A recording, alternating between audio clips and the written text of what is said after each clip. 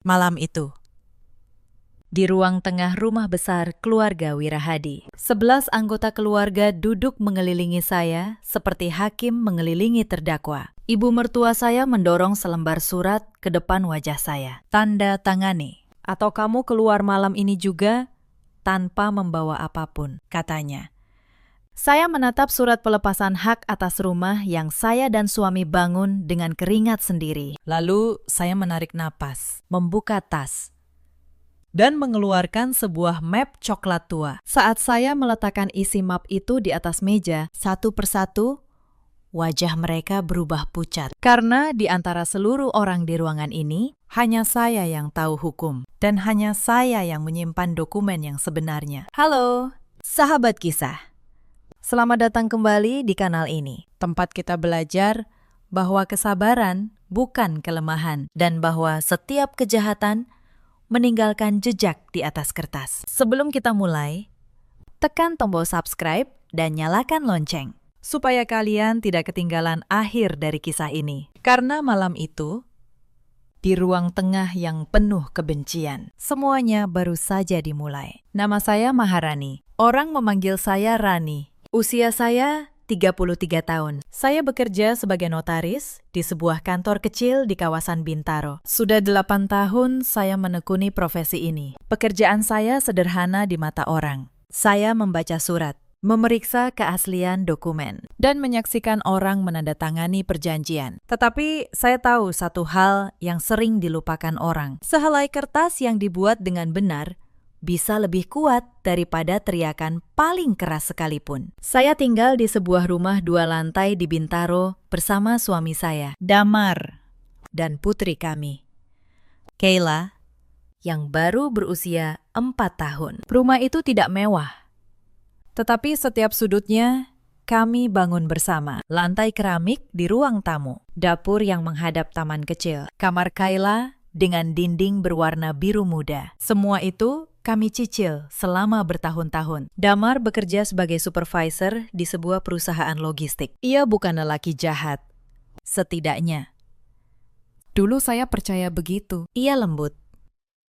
Sering membawakan saya martabak di malam Jumat dan menggendong Kayla di bahunya setiap pagi. Tetapi Damar punya satu kelemahan yang tidak pernah ia akui. Ia tidak pernah bisa berkata tidak kepada ibunya. Ibu mertua saya bernama Sukarni. Orang di lingkungan memanggilnya Bu Sukarni. Usianya 60 tahun. Ia perempuan dengan punggung tegak dan suara yang selalu satu nada lebih tinggi dari orang lain. Sejak hari pertama saya menikah dengan Damar, saya tahu bahwa di mata Bu Sukarni, saya tidak pernah cukup baik. Saya hanya anak seorang guru sekolah dari kampung di Jawa Tengah. Sementara ia merasa keluarganya adalah keluarga terhormat di Bekasi Tengah. Bapak mertua saya, Pak Wirahadi, sudah meninggal 3 tahun lalu. Beliau adalah orang yang berbeda. Tenang, adil, dan menyayangi saya seperti anak sendiri. Sebelum beliau wafat, beliau pernah berkata kepada saya dengan suara pelan, "Rani, jaga keluarga ini dan jaga juga dirimu sendiri." Saat itu saya tidak mengerti maksud kalimat kedua. Bertahun-tahun kemudian, saya baru paham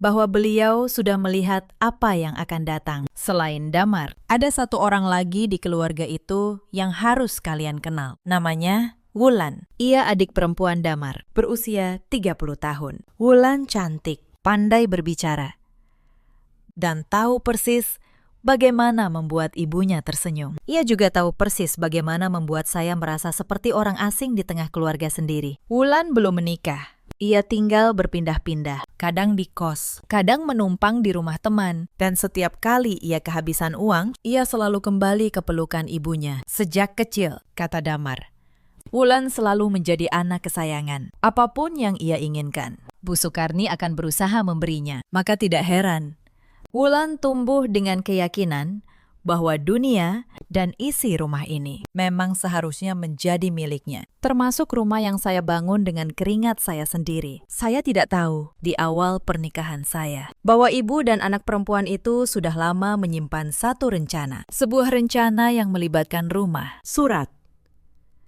dan tanda tangan. Sebuah rencana yang baru saya pahami sepenuhnya ketika semuanya hampir terlambat. Mari saya mulai dari awal. Saya menikah dengan Damar 8 tahun lalu di sebuah masjid kecil dekat rumah orang tua saya. Pernikahan kami sederhana.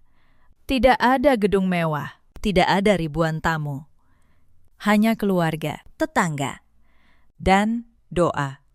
Saat itu Bu Sukarni datang dengan wajah yang sulit dibaca. Ia tersenyum kepada para tamu, tetapi tidak pernah benar-benar tersenyum kepada saya. Di tahun-tahun pertama, kami tinggal mengontrak sebuah rumah kecil. Saya bekerja keras membangun nama di kantor notaris tempat saya magang dulu. Damar merintis karir dari posisi paling bawah. Kami hidup pas-pasan, tetapi bahagia. Setiap rupiah yang kami kumpulkan, kami simpan dengan hati-hati. Mimpi kami sederhana. Sebuah rumah, tempat di mana Kayla bisa tumbuh tanpa harus berpindah-pindah kontrakan setiap tahun. Lalu, Pak Wirahadi jatuh sakit. Selama berbulan-bulan, sayalah yang paling sering menjaga beliau di rumah sakit. Bukan Wulan yang selalu sibuk entah di mana. Bukan juga Bu Sukarni yang lebih sering mengeluh lelah daripada menemani suaminya. Saya yang menyuapi beliau, membacakan koran, dan menggenggam tangannya di malam-malam terakhir. Pada salah satu malam itulah beliau memanggil saya mendekat. "Rani," bisik beliau. "Rumah di Bekasi itu. Jangan biarkan ia jatuh ke tangan yang salah." Saya mengira beliau hanya bicara karena demam. Saya mengangguk, mengusap keningnya, dan menyuruhnya beristirahat. Saya tidak tahu bahwa kalimat itu adalah peringatan. Beberapa hari kemudian, Pak Wirahadi meninggal dunia dengan tenang. Dan sejak hari itu, segalanya mulai berubah. Setelah pemakaman, Bu Sukarni mengajak Damar bicara empat mata di kamarnya. Saya tidak tahu apa yang mereka bicarakan. Tetapi seminggu kemudian, Damar pulang dengan sebuah usul yang terdengar masuk akal pada awalnya. "Rani," katanya, "hati-hati. Ibu sekarang sendirian di rumah besar itu. Bagaimana kalau kita pindah ke sana? Kita renovasi rumah itu. Kita tinggal bersama ibu. Lebih hemat. Dan Kayla bisa dekat dengan neneknya." Saya ragu.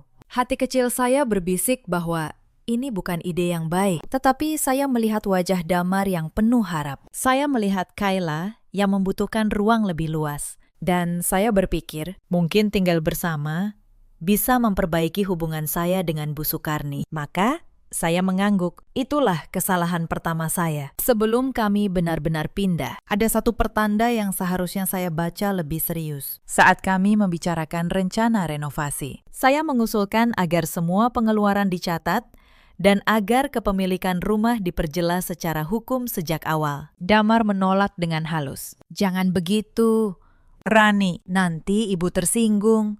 Masa sama keluarga sendiri pakai hitung-hitungan surat?" Saya menelan keberatan saya. Tetapi sebagai notaris, saya tidak bisa benar-benar mematikan kebiasaan saya. Diam-diam, saya tetap menyimpan setiap catatan. Bukan untuk melawan siapapun, hanya untuk berjaga. Seperti seseorang yang menyimpan payung meski langit masih cerah. Kami menjual sebagian tabungan dan menggunakan sisa simpanan kami untuk merenovasi rumah tua di Bekasi itu. Atapnya kami ganti, dapurnya kami perbaiki. Kami tambahkan satu kamar di lantai 2 untuk Kayla. Uang yang keluar dari kantong kami bukan jumlah kecil, hampir 400 juta rupiah. Hasil 8 tahun kami menabung. Saya menyimpan setiap kwitansi, setiap bukti transfer, setiap nota tukang. Bukan karena curiga, hanya karena sebagai notaris. Mencatat sudah menjadi kebiasaan saya. Kebiasaan yang kelak menyelamatkan hidup saya. Saat renovasi hampir selesai, Bu Sukarni datang kepada saya dengan senyum manis yang jarang saya lihat. "Rani," katanya, "sertifikat rumah ini masih atas nama almarhum Bapak. Biar ibu yang urus balik nama ke notaris, ya. Atas nama ibu dulu, supaya gampang. Nanti kalau ibu sudah tiada, kan jatuhnya ke Damar juga." Saya terdiam sejenak. Sebagai notaris, saya tahu persis bahaya dari kalimat itu. Saya tahu apa artinya sebuah rumah berpindah nama tanpa kejelasan hukum. Tetapi saya juga tahu satu hal lain. Kalau saya menolak terang-terangan, perang akan dimulai terlalu cepat sebelum saya siap. Maka saya hanya tersenyum. "Baik, Bu.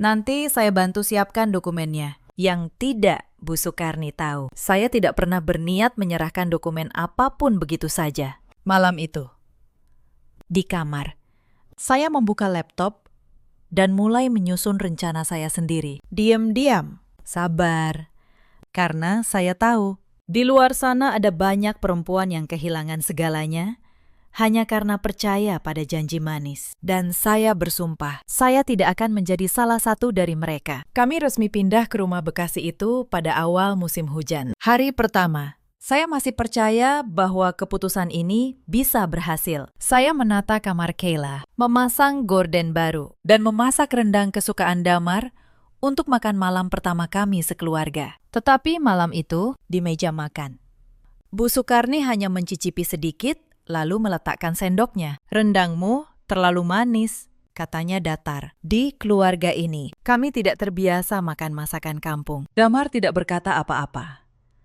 Ia hanya menunduk dan terus makan. Saya menelan rasa sakit itu bersama suapan nasi saya. Saya berkata pada diri sendiri, ini baru permulaan. Bersabarlah, Rani. Tetapi saya tidak tahu bahwa kesabaran saya akan diuji jauh lebih keras dari yang saya bayangkan. Belum genap 2 minggu kami tinggal di sana. Wulan datang. Ia muncul di suatu sore dengan 3 koper besar dan wajah seolah rumah itu memang miliknya. "Aku tinggal di sini dulu," ya, katanya sambil melempar senyum ke arah ibunya. "Lagi nggak ada tempat." Bu Sukarni langsung menyambutnya hangat, memeluknya, dan menyuruh saya menyiapkan kamar tamu untuknya. Bukan meminta, menyuruh. Saya mengangguk dan menyiapkan kamar itu. Kamar yang sebenarnya sudah saya rencanakan sebagai ruang kerja saya. Tetapi saya diam. Saya pikir mungkin ini hanya sementara. Ternyata kedatangan Wulan adalah awal dari semua yang lebih buruk. Sejak Wulan tinggal di rumah itu, posisi saya berubah perlahan. Pagi hari, ketika saya bersiap berangkat ke kantor, Wulan akan duduk di meja makan sambil berkata, "Mbak Rani, sekalian cuci piring ini, ya. Aku capek." Padahal, ia baru saja bangun tidur. Saya yang harus bekerja. Justru diperlakukan seperti pembantu di rumah yang saya renovasi dengan uang saya sendiri. Saya pernah mencoba bicara dengan Damar. "Mas, Wulan tidak seharusnya begitu. Aku juga punya pekerjaan." Damar hanya menghela napas. "Sudahlah, Rani, dia kan adikku. Lagi pula, ini rumah ibuku. Kita ini cuma menumpang." Kalimat itu menghantam saya seperti tamparan. Menumpang. Di rumah yang saya bangun ulang dengan tabungan 8 tahun. Saya tidak menjawab. Tetapi malam itu, di kamar, saya membuka map coklat tempat saya menyimpan semua kwitansi renovasi. Saya menghitungnya kembali satu persatu. 387 juta rupiah. Itu bukan jumlah yang akan saya relakan hilang begitu saja. Hari-hari berlalu, dan tekanan kecil itu menumpuk menjadi sesuatu yang berat. Wulan mulai mengatur isi rumah, seolah ia nyonya besar di sana. Ia mengganti gorden yang saya pasang dengan gorden pilihannya, dibayar dari uang ibunya. Ia memindahkan foto pernikahan saya dan Damar dari ruang tamu ke gudang, lalu menggantinya dengan foto dirinya. Suatu sore, saya menemukan kotak perhiasan kecil peninggalan ibu saya, satu-satunya warisan dari orang tua saya, tergeletak terbuka di meja Wulan. Sepasang anting emas milik mendiang ibu saya hilang. Saya bertanya baik-baik. Wulan hanya mengangkat bahu. "Mungkin jatuh? Lagi pula cuma emas murahan, kan?" Saya menatap matanya. Saya tahu ia berbohong, tetapi saya tidak berteriak. Saya hanya mencatat dalam hati. Satu lagi hutang yang suatu hari harus dibayar. Saya mencoba sekuat tenaga menjaga ketenangan demi Kayla. Setiap malam, saya menidurkannya sambil bercerita tentang hal-hal indah. Seolah rumah itu tidak dipenuhi racun. Tetapi Kayla, anak yang peka. Suatu malam, ia bertanya, "Bunda, kenapa nenek dan tante Wulan gak suka sama Bunda?" Pertanyaan polos itu menusuk saya lebih dalam daripada semua hinaan yang pernah saya terima. Saya tersenyum, mengusap rambutnya, dan berkata, "Bunda baik-baik saja, sayang. Yang penting, Bunda punya Kayla." Tetapi malam itu, setelah ia tertidur, saya menangis dalam diam untuk pertama kalinya sejak lama. Bukan karena saya lemah, tetapi karena saya tahu anak saya mulai melihat luka yang saya coba sembunyikan. Beberapa minggu kemudian, datang ujian berikutnya. Suatu malam, Bu Sukarni mengetuk kamar kami. Ia masuk dengan wajah memelas yang dibuat-buat. "Damar, Rani," katanya. "Ibu butuh uang untuk biaya pengobatan. Tekanan darah ibu naik terus. Pinjam dulu tabungan kalian, 300 juta saja. Nanti ibu kembalikan." Saya menatap Damar. Saya tahu tabungan kami tinggal tidak seberapa setelah renovasi. 300 juta itu hampir seluruh sisa simpanan kami. Saya hendak berkata bahwa kita perlu surat, perlu kejelasan. Tetapi Damar sudah lebih dulu menjawab. "Tentu, Bu, besok saya transfer." Tanpa surat, tanpa perjanjian, tanpa bertanya pada saya. Malam itu kami bertengkar untuk pertama kalinya dengan suara tinggi. "Mas, itu uang kita berdua. Kenapa kamu memutuskan sendiri?" Damar balas membentak. "Itu ibuku, Rani. Kamu tega membiarkan ibuku sakit demi uang." Saya terdiam. Bukan karena saya kalah, tetapi karena saya sadar suami saya tidak lagi melihat saya sebagai pasangannya. Ia hanya melihat saya sebagai sumber uang untuk keluarganya. Keesokan harinya, uang itu ditransfer. Dan seperti yang sudah saya duga, uang itu tidak pernah kembali. Yang lebih membuat saya curiga, beberapa hari kemudian, saya melihat Wulan pulang membawa tas tangan baru yang mahal. Saya tidak berkata apa-apa, tetapi saya mencatat tanggalnya, jumlahnya, bukti transfernya. Semua tersimpan rapi. Tidak lama setelah itu, mereka mulai mempermalukan saya di depan orang luar. Suatu sore, beberapa tetangga datang berkunjung. Di hadapan mereka, Bu Sukarni berkata dengan nada seolah bercanda, "Untung Damar punya ibu yang bisa membiayai rumah ini. Kalau mengandalkan istrinya saja, mungkin kami sudah tinggal di kontrakan sempit." Para tetangga tertawa sopan. Saya hanya tersenyum, menyajikan teh. Lalu, masuk ke dapur. Di balik pintu dapur, saya menggenggam nampan erat-erat. Mereka mengubah kebenaran menjadi sebaliknya. Rumah yang saya renovasi dengan uang saya kini diceritakan seolah hadiah dari kemurahan Bu Sukarni. Saya tahu, melawan dengan kata-kata di depan tetangga hanya akan membuat saya tampak seperti menantu durhaka. Maka saya memilih diam. Tetapi diam saya bukan kekalahan. Diam saya adalah waktu yang saya beli untuk menyiapkan segalanya. Malam itu, saya kembali membuka laci tua almarhum Bapak Wirahadi, mencari sesuatu yang sejak lama saya rasa ada di sana. Dan di dasar laci, di balik tumpukan dokumen lama, saya menemukan sebuah amplop tua bersegel. Saya membukanya dengan tangan gemetar. Apa yang saya temukan di dalamnya membuat saya terdiam lama di tengah keheningan malam. Tetapi saya simpan dulu rahasia itu untuk waktu yang benar-benar tepat. Lalu datang malam yang membuat saya benar-benar terjaga. Saya pulang lebih awal dari kantor karena kepala saya pusing. Rumah terasa sepi. Saya hendak masuk ke ruang kerja kecil saya untuk mengambil obat ketika saya mendengar suara dari ruang tengah. Suara Damar dan ibunya berbisik. Saya berhenti di balik pintu. "Sudah kamu tanda tangani, Damar?" Suara Bu Sukarni. "Sudah, Bu," jawab Damar pelan. "Surat kuasanya sudah saya tanda tangani. Ibu sekarang bisa urus semua atas nama ibu." Saya merasa darah saya membeku. Surat kuasa apa? Suami saya menandatangani surat kuasa, memberi ibunya kuasa penuh atas sesuatu tanpa sepengetahuan saya. Saya menahan napas, lalu pelan-pelan mundur ke kamar. Jantung saya berdebar. Tetapi pikiran saya, untuk pertama kalinya sejak lama, terasa sangat jernih. Malam itu saya tidak tidur. Saya membuka kembali semua dokumen yang saya simpan. Saya menyusun daftar. Saya menelpon seorang rekan lama, Pak Tono. Seorang pengacara yang sudah saya kenal sejak masa magang. "Pak Tono," kata saya pelan di telepon. "Saya mungkin butuh bantuan, tapi belum sekarang. Tolong, jangan kemana-mana." Pak Tono, yang mengenal saya dengan baik, hanya menjawab, "Aku di sini kapanpun kamu butuh, Rani."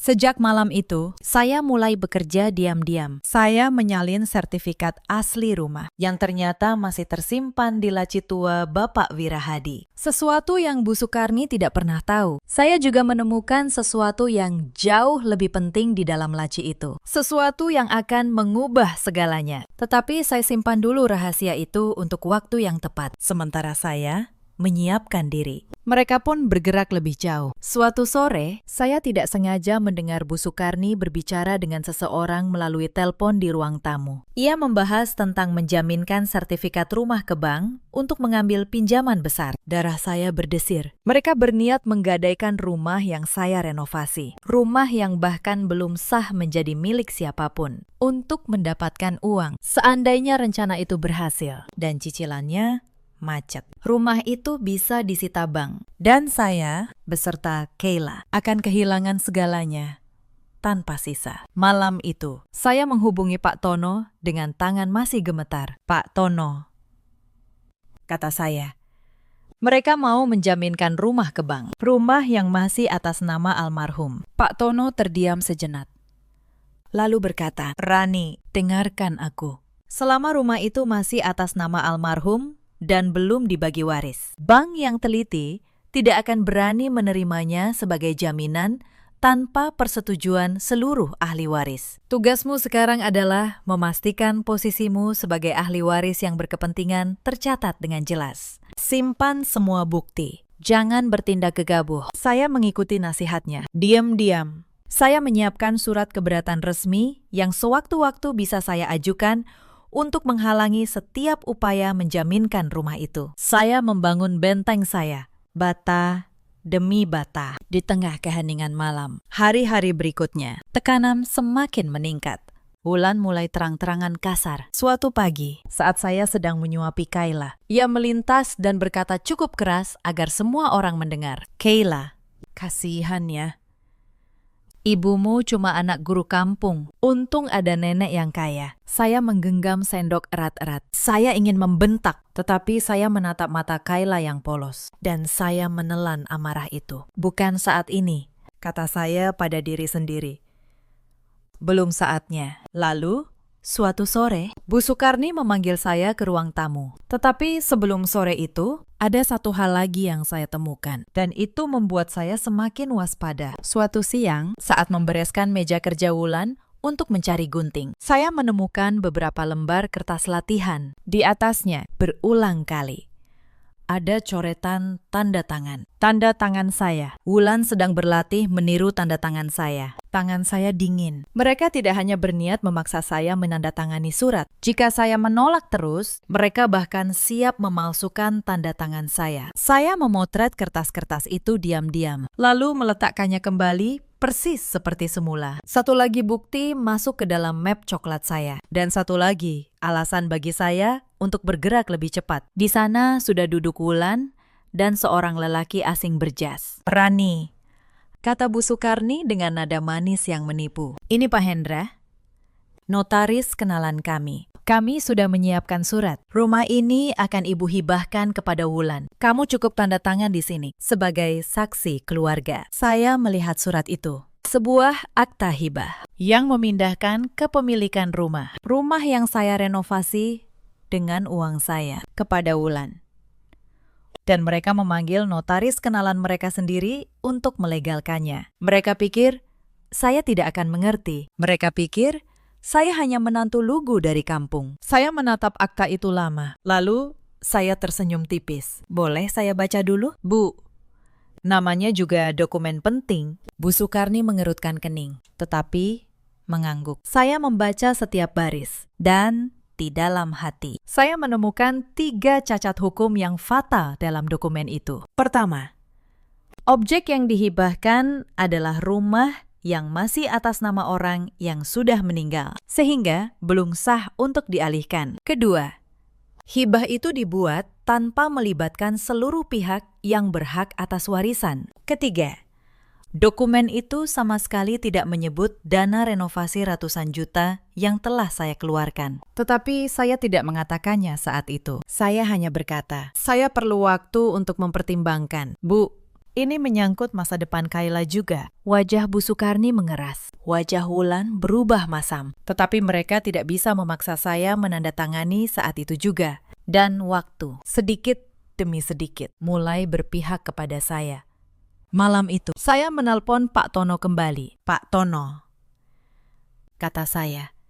Sekarang saya butuh bantuan Anda, dan saya butuh seorang notaris lain yang bisa saya percaya sepenuhnya. Saya menjelaskan semuanya. Surat kuasa yang ditandatangani Damar diam-diam. Akta hibah palsu yang mereka siapkan. Uang 300 juta yang menguap. Pak Tono mendengarkan, lalu berkata pelan. Rani, Kamu sadar tidak?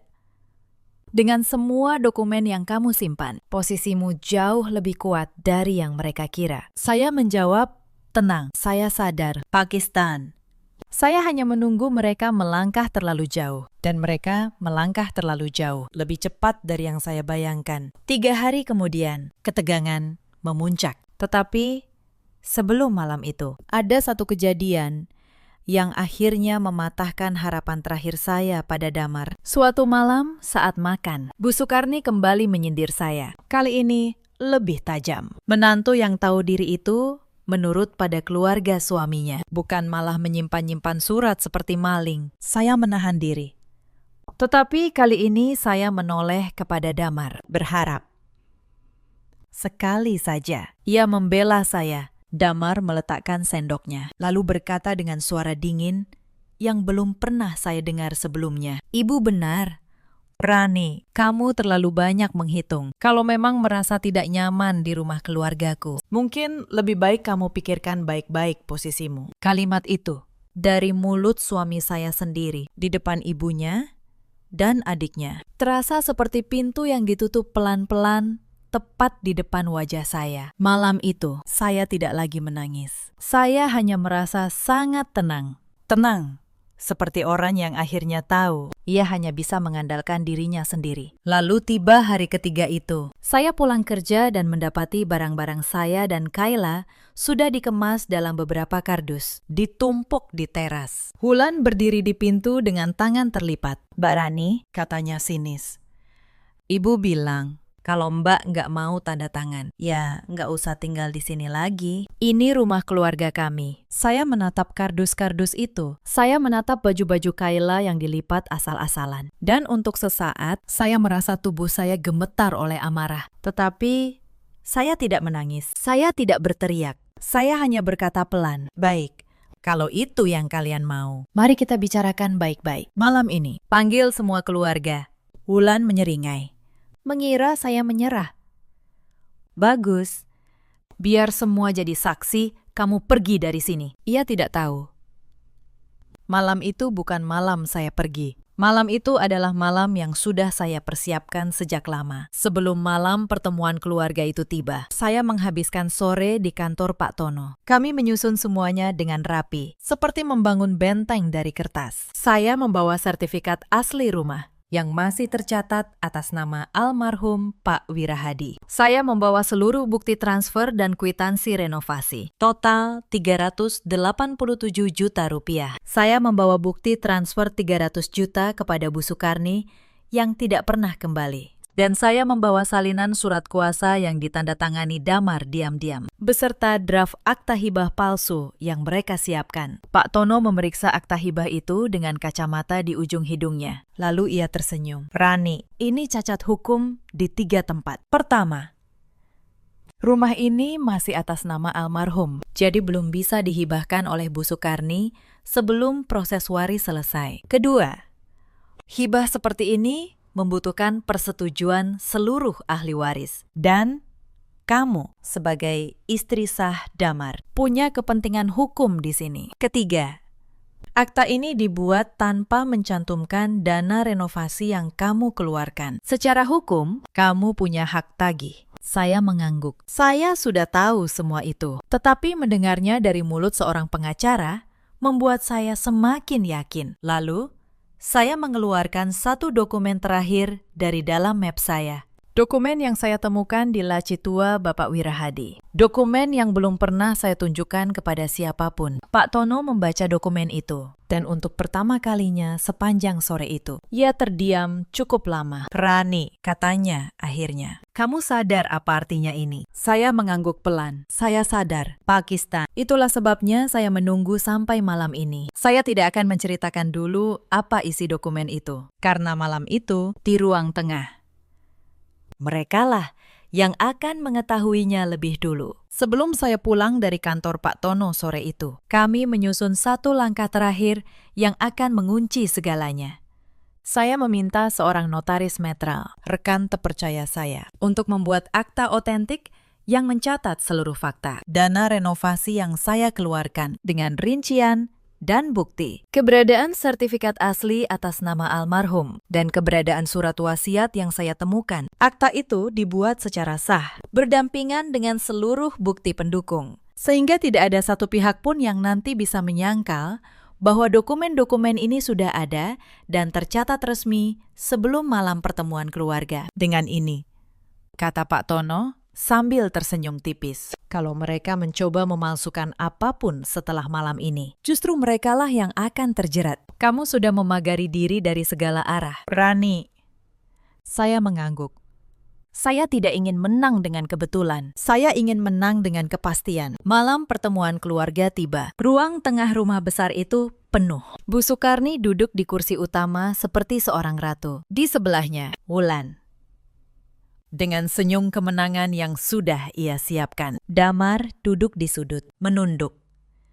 Tidak berani menatap saya. Ada pula beberapa kerabat, paman dan bibi dari pihak Damar yang sengaja diundang untuk menjadi saksi. 11 orang mengelilingi saya. Mereka pikir mereka mengelilingi seorang menantu lemah yang akan mereka usir malam itu. Bu Sukarni mendorong selembar surat ke depan saya. Surat pelepasan hak. Tanda tangani. Rani, katanya dingin. Lepaskan semua klaimmu atas rumah ini, lalu pergi. Kami beri kamu waktu sampai pagi untuk mengambil barang-barangmu. Saya menatap surat itu. Saya menatap wajah-wajah di sekeliling saya. Lalu saya menarik napas perlahan. Dan berkata dengan suara setenang mungkin. Sebelum saya tanda tangani, Izinkan saya bicara sebentar. Sebagai menantu, ini mungkin kesempatan terakhir saya bicara di rumah ini. Bu Sukarni mendengus. tetapi mengizinkan. Ia pikir saya akan memohon. Ia pikir saya akan menangis. Saya berdiri. Saya membuka map coklat tua saya. Dan saya mulai meletakkan dokumen satu persatu Di atas meja. Yang pertama, kata saya, ini sertifikat asli rumah ini. Masih atas nama almarhum Bapak Wirahadi. Artinya, Bu Sukarmi, secara hukum, rumah ini belum menjadi milik ibu. Rumah ini masih harta warisan yang belum dibagi. Dan itu berarti akta hibah yang ibu siapkan untuk Wulan tidak sah. Wajah Bu Sukarni mulai berubah. Senyum Wulan memudar. Yang kedua, lanjut saya.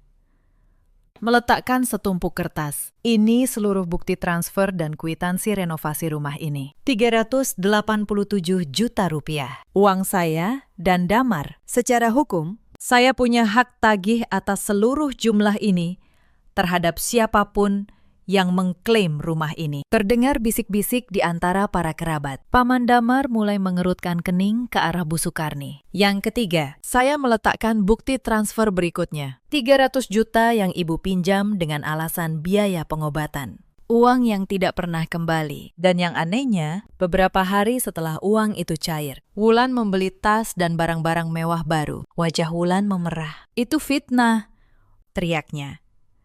Saya menatapnya tenang. Saya punya tanggal, jumlah, dan bukti. Wulan. Di pengadilan, yang berbicara bukan teriakan. Yang berbicara adalah kertas. Ruangan mulai gaduh. Bu Sukarni bangkit. Wajahnya merah padam. Kamu pikir kamu siapa? Berani mengancam keluarga ini. Lalu, sebelum saya sempat menjawab, ia mengangkat tangannya dan menampar pipi saya keras. Suara tamparan itu menggema di ruangan yang mendadak hening. Pipi saya panas. Mata saya berkaca-kaca. Bukan karena sedih, tetapi karena menahan sesuatu yang sudah terlalu lama saya pendam. Saya menoleh ke arah Damar, suami saya, lelaki yang berjanji melindungi saya 8 tahun lalu. Ia hanya duduk di sudut, menunduk. Diameter. Tidak berdiri, tidak membela, tidak berkata apa-apa. Dan di saat itulah, sesuatu di dalam diri saya yang selama ini saya jaga tetap utuh, akhirnya patah dengan tenang. Bukan menjadi serpihan, tetapi menjadi sebuah keputusan. Saya mengusap pipi saya, lalu saya berkata dengan suara yang sangat pelan, tetapi terdengar oleh semua orang. Terima kasih, Bu. Tamparan itu baru saja menjadi bukti terakhir yang saya butuhkan. Di depan 11 saksi, Bu Sukarni terdiam, bingung. Lalu saya mengeluarkan dokumen terakhir dari dalam map. Dokumen yang saya temukan di laci tua almarhum. Dan ini, kata saya, adalah surat wasiat yang ditulis dan ditandatangani sendiri oleh Bapak Wirahadi 1 bulan sebelum beliau wafat, disaksikan dan disimpan secara sah. Saya, sebagai notaris, telah memverifikasi keasliannya. Saya berhenti sejenak, membiarkan kata notaris itu menggantung di udara. Untuk pertama kalinya, saya melihat ketakutan yang sesungguhnya di mata Bu Sukarni. Ya, Bu, kata saya. Saya notaris selama 8 tahun. Selama ini ibu mengira saya hanya anak guru kampung yang tidak mengerti apa-apa. Selama ini ibu menyodori saya surat. Mengira saya akan menandatanganinya seperti orang bodoh. Padahal pekerjaan saya setiap hari adalah membaca surat seperti milik kalian dan menemukan kebohongan di dalamnya. Saya membuka surat wasiat itu dan membacanya dengan suara jelas. Di dalam surat itu, Pak Wirahadi menuliskan keinginannya bahwa rumah di Bekasi, setelah seluruh proses waris diselesaikan, ia kehendaki untuk dijaga demi cucunya, Kayla. Dan bahwa beliau menunjuk saya, Maharani, menantunya, sebagai pihak yang ia percaya untuk mengurus dan menjaga harta itu. Karena beliau, dengan kata-katanya sendiri, tidak mempercayai istri dan anak perempuannya dalam urusan harta. Ruangan itu hening total. Para kerabat saling berpandangan. Paman Damar berdiri dan berkata dengan suara berat, Sukarni, apa ini benar? Apa kamu mencoba mengambil rumah ini diam-diam? Melanggar wasiat abangku. Bu Sukarni tidak bisa menjawab. Wulan menunduk. Wajahnya pucat pasi. Saya tidak datang malam ini untuk mengusir siapapun, kata saya akhirnya. Saya datang untuk meletakkan kebenaran di atas meja. Dengan surat kuasa yang Damar tanda tangani diam-diam. Akta hibah cacat yang kalian siapkan. Dan kini terbongkar di depan keluarga sendiri. Kalian punya 2 pilihan. Pertama,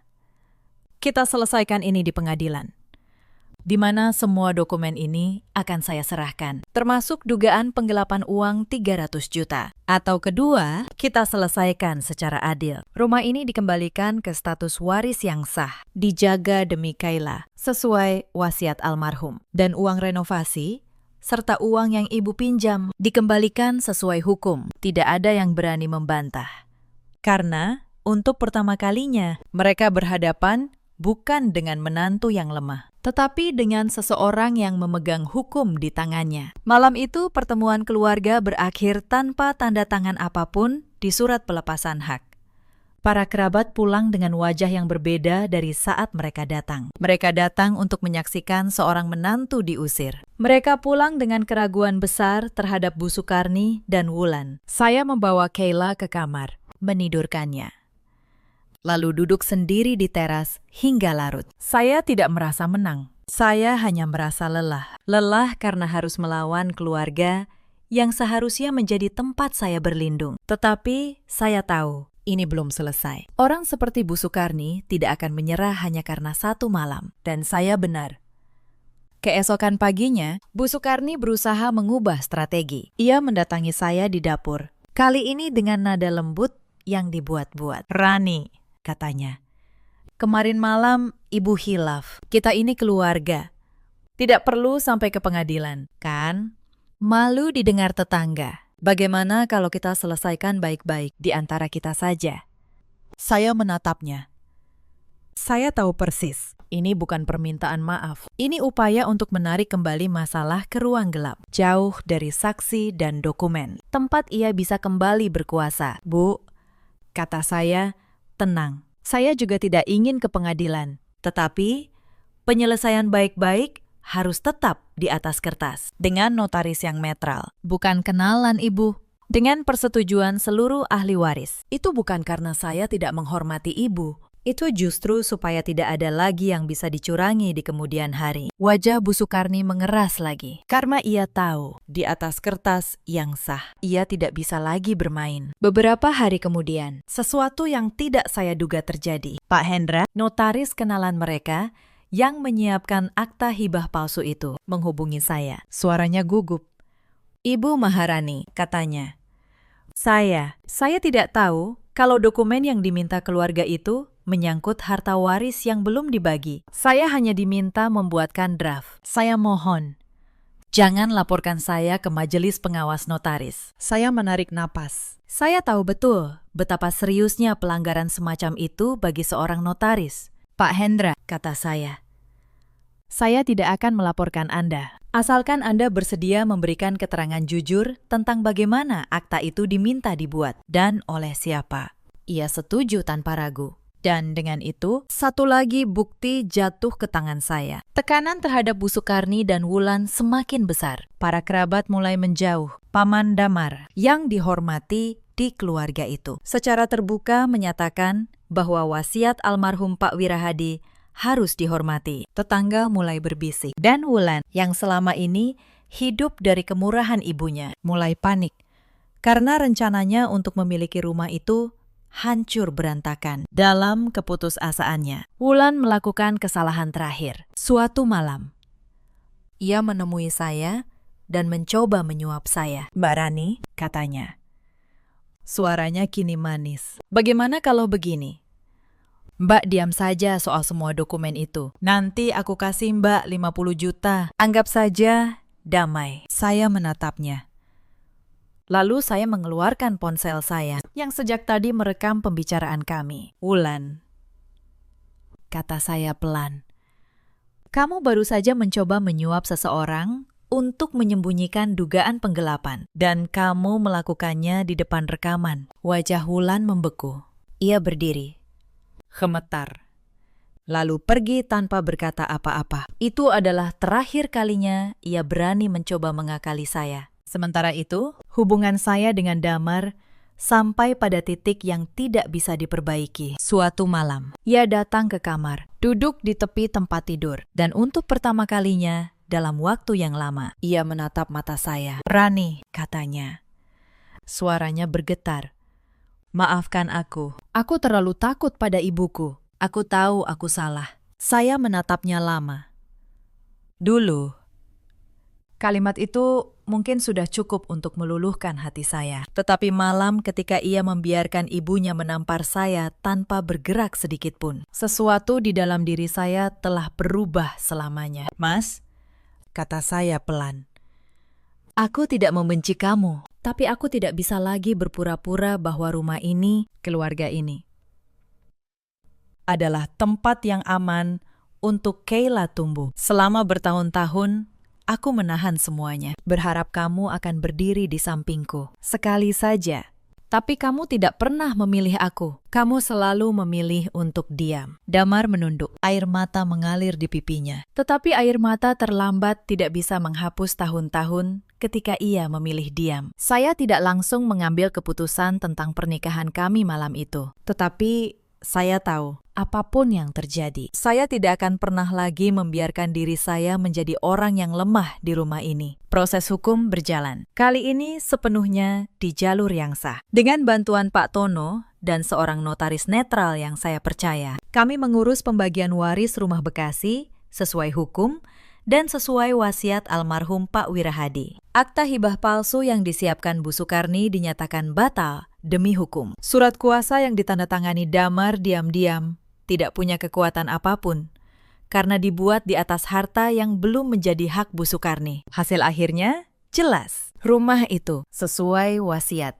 ditetapkan sebagai harta yang dijaga demi masa depan Kayla. Dengan saya sebagai pihak yang dipercaya mengelolanya. Uang renovasi 387 juta rupiah diakui sebagai hak saya. Dan uang 300 juta yang dipinjam dengan dalih pengobatan. Setelah ditelusuri, ternyata sebagian besar digunakan Wulan untuk gaya hidupnya. Bu Sukarni, Demi menghindari laporan pidana penggelapan, terpaksa menyepakati pengembalian secara bertahap. Bu Sukarni, yang dulu duduk di kursi utama seperti seorang ratu, kini harus menundukkan kepala di hadapan hukum yang selama ini ia kira bisa ia akali. Wulan, yang dulu memanggil saya pembantu, kehilangan semua mimpinya untuk hidup mewah dari rumah yang bukan haknya. Ia kembali berpindah-pindah dari satu tempat ke tempat lain. Kali ini, tanpa ada lagi rumah besar yang bisa ia tumpangi. Beberapa bulan kemudian, saya memutuskan untuk pindah dari rumah itu bersama Kayla. Bukan karena saya kalah, tetapi karena saya tidak ingin putri saya tumbuh di tengah dinding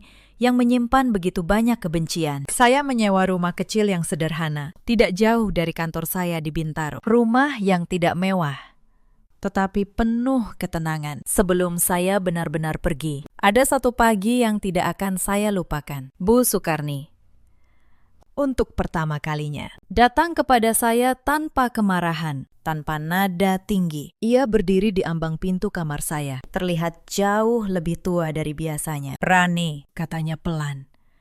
"Aku salah. Aku terlalu takut kehilangan Damar. Terlalu takut menjadi tua sendirian. Sampai aku lupa bahwa kamu juga anak. Aku minta maaf." Saya menatapnya lama. Saya tidak merasa puas. Saya hanya merasa lelah dan sedikit kasihan pada perempuan yang menghancurkan keluarganya sendiri demi rasa takut yang tidak pernah ia akui. "Saya menerima permintaan maaf, Ibu," kata saya akhirnya. "Tetapi memaafkan bukan berarti kembali. Saya tetap akan pergi demi Kayla dan demi diri saya sendiri." Bu Sukarni mengangguk, lalu pergi tanpa berkata apa-apa lagi. Setiap pagi di rumah baru kami, saya menyiapkan sarapan untuk Kayla. Ikan goreng, sayur asem, dan sambal terasi. Makanan sederhana yang dulu pernah dihina sebagai masakan kampung. Tetapi di meja kecil kami, makanan itu terasa seperti kemenangan yang paling tenang. Kayla tumbuh menjadi anak yang ceria. Ia tidak lagi mendengar suara teriakan di malam hari. Ia tidak lagi melihat ibunya diperlakukan seperti orang asing. Dan setiap kali ia tertawa. Saya tahu bahwa semua yang saya lalui, semua kesabaran yang saya simpan, tidak sia-sia. Damar masih sesekali datang menjenguk Kayla. Saya tidak melarangnya. Bagaimanapun, ia tetap ayah dari putri saya. Tetapi sesuatu di antara kami telah berakhir. Bukan dengan teriakan,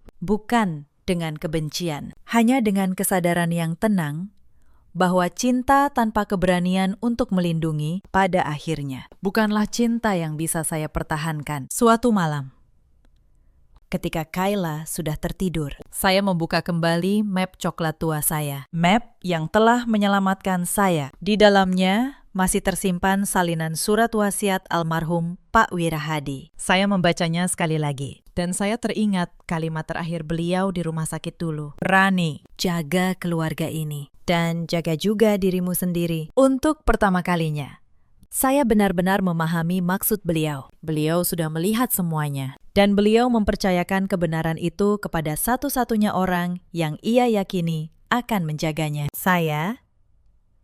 Cerita ini mengajarkan satu hal yang sederhana. Jangan pernah meremehkan seseorang hanya karena ia diam. Dan jangan pernah mengira bahwa kelembutan adalah tanda kelemahan. Kadang, orang yang paling tenang adalah orang yang paling siap. Di luar sana, ada banyak perempuan seperti saya dulu. Perempuan yang bekerja keras, menabung bertahun-tahun, lalu kehilangan segalanya hanya karena percaya pada janji manis dan tidak berani meminta kejelasan hukum. Kalian tidak salah karena berbaik hati.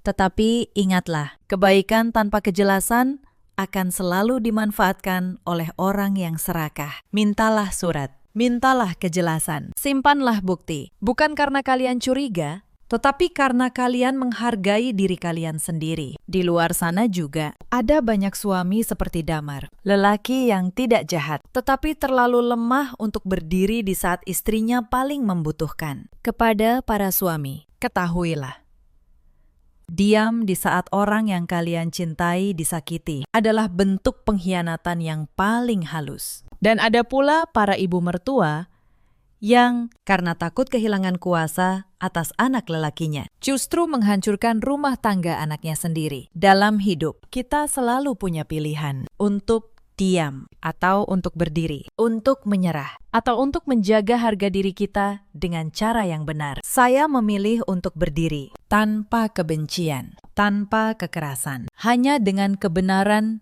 di tangan saya. Dan itu sudah cukup. Terima kasih, sahabat kisah, sudah menemani saya sampai akhir cerita ini. Jika kisah ini menyentuh hati kalian, atau jika kalian pernah berada di posisi yang sama, ceritakanlah pengalaman kalian di kolom komentar. Mungkin cerita kalian akan menjadi kekuatan bagi seseorang yang malam ini sedang menahan air matanya sendirian. Sampai jumpa di kisah berikutnya. Jaga diri kalian, dan jangan pernah lupa untuk menjaga harga diri kalian.